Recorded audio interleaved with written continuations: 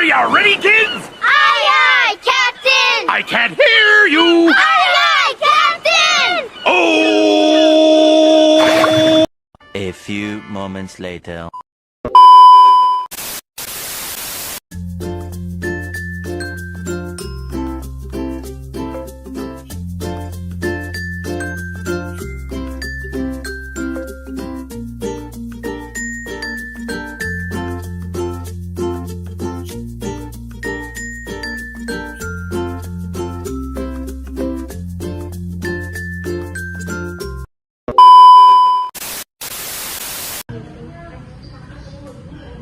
Ya tadi tuh sedikit meme.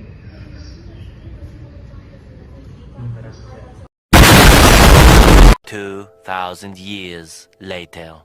Assalamualaikum warahmatullahi wabarakatuh. Perkenalkan, kami dari kelompok 6 akan mempresentasikan dan menjelaskan cara PJBL akuntansi bisnis dagang yang telah kami laksanakan, di mana penelitian kami meliputi analisis transaksi dan pembuatan laporan keuangan pada usaha dagang usaha snack, di mana anggota kami meliputi yang dapat bisa dilihat dari gambar. Kemudian latar belakang masalah yang terjadi dalam penelitian kami, yaitu perumusan masalah yang pertama, UMKM termasuk memiliki peran penting dalam perekonomian Indonesia, di mana UMKM membantu pemerintah dalam mengurangi angka pengangguran yang ada. Untuk membantu UMKM ini, akuntansi sangatlah penting untuk pengelolaan keuangan. Akan tetapi, UMKM mengalami kendala seperti rendahnya pendidikan dan kurangnya dalam pemahaman teknologi.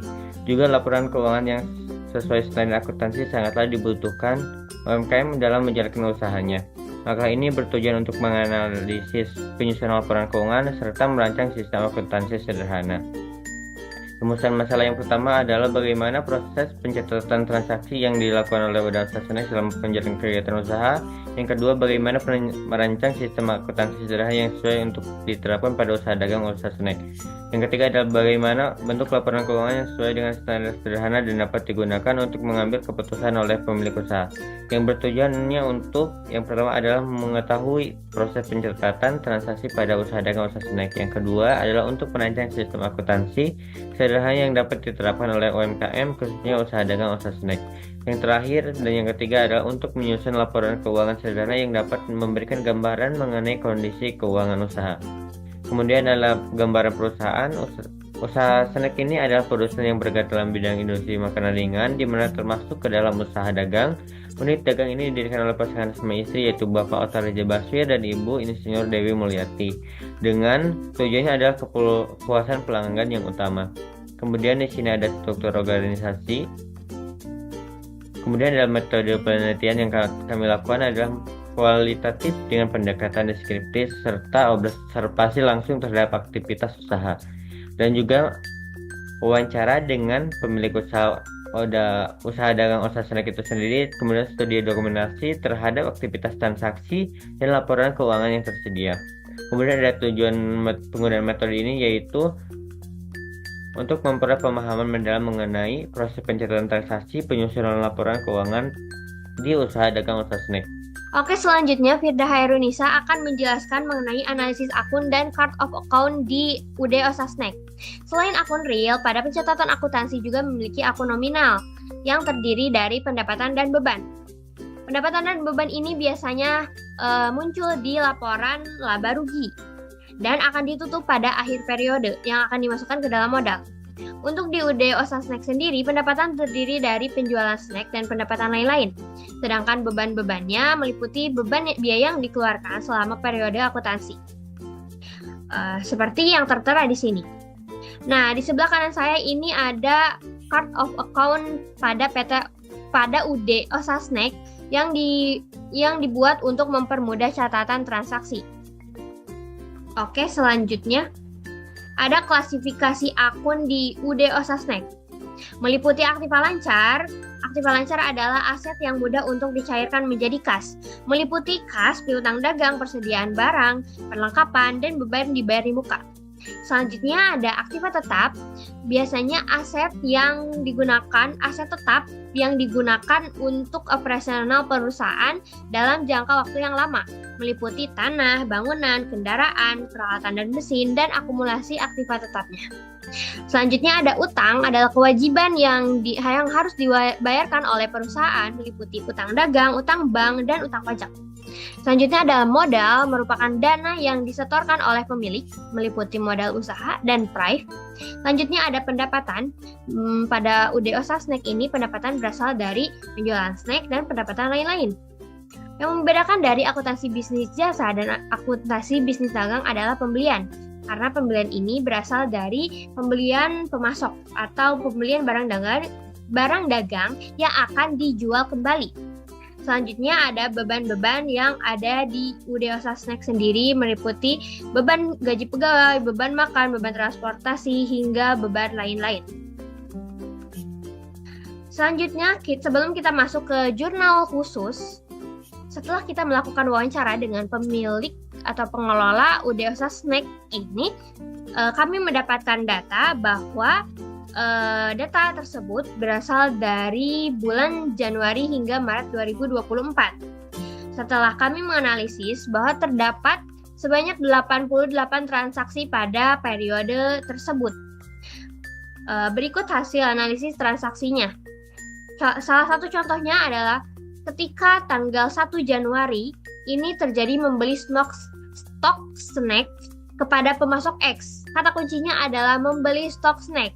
Yang terjadi adalah kita sebagai UD Osasnek membeli stok snack ke pemasok, yang artinya akan mengeluarkan kas. Maka analisis transaksi yang terjadi, analisis ini pada tanggal 1 Januari ini akan masuk ke jurnal pengeluaran kas.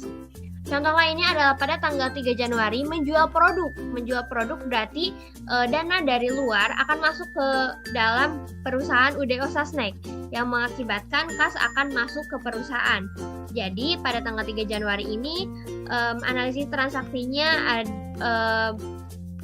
akan dimunculkan ke dalam jurnal penerimaan kas. Kami membuat ini untuk mempermudah saja.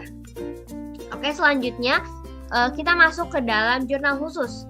Jurnal khusus pada jurnal penjualan dan pembelian ini akan ditimbulkan dari penjualan ataupun pembelian secara kredit.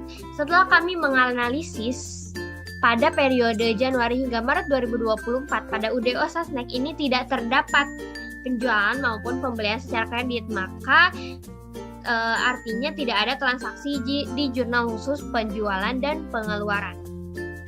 pembelian. Selanjutnya, untuk jurnal kas masuk ini berakibat dari penjualan snack pada periode triwulan 1 2024. Ini adalah jurnal penerimaan kas. Dan pada bawah kanan ini merupakan pelanggan-pelanggan yang membeli snack kepada UD Osasnek. Nah, nominal yang tercantum atau tertera di jurnal penerimaan kas pada akhir periode Maret 2024 sebesar Rp278.670.200. Selanjutnya ada jurnal pengeluaran kas. Ini diakibatkan dari pembelian stok, pelunasan utang, pengambilan prive, dan pembayaran beban-beban pada bulan Januari hingga Maret. Ini merupakan jurnal pengeluaran kas yang telah kami analisis. Dan ini adalah rincian akun-akun beserta nominal-nominalnya pada periode tersebut. Didapat sebesar 264.394.041 rupiah yang akan berakibat pada pengeluaran kas atau kas keluar dari perusahaan UD Osasnek itu sendiri.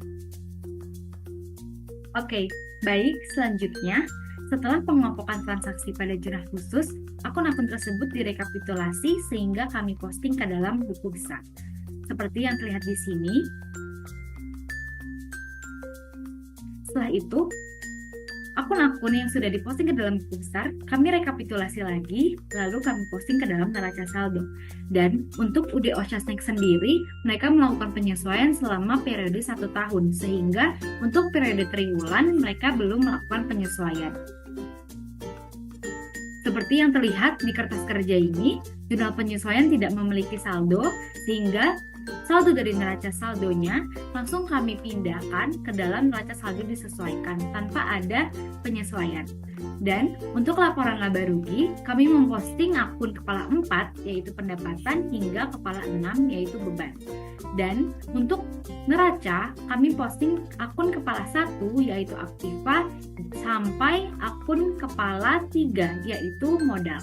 Sehingga di sini terlihat kami mendapatkan laba rugi sebesar 43.133.302. Dan di laporan laba rugi untuk periode Januari sampai Maret 2024, UD Oshasnek sendiri memperoleh pendapatan penjualan bersih sebesar 301.527.343 dan dikurangi dengan harga pokok penjualan sebesar 106.367.501 sehingga mendapatkan laba kotor sebesar 195.159.842 dan dikurangi dengan beban usaha dan beban lainnya. Sehingga untuk periode triwulan 1 Januari sampai Maret 2024 UD Oshasnek mendapatkan laba bersih sebesar 43.133.302.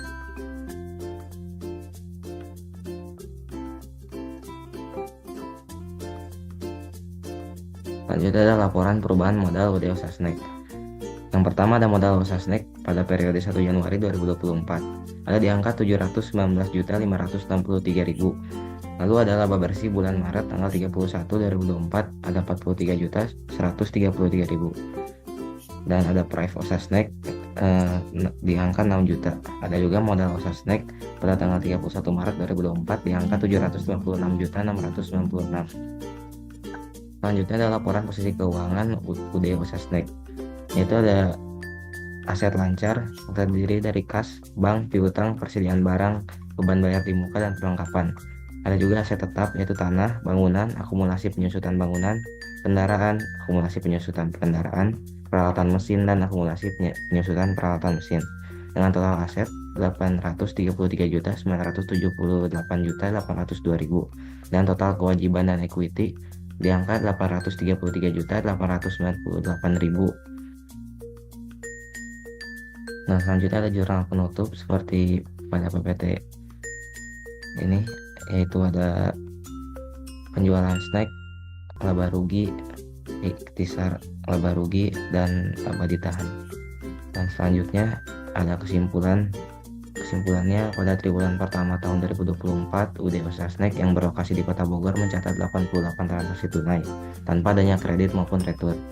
Semua transaksi telah dicatat dalam jurnal kas, diposting ke buku besar, dan disusun dalam neraca saldo tanpa memerlukan jurnal penyesuaian. Laporan laba rugi menunjukkan pendapatan sebesar 301.527.000 dan laba bersih 43.133.000.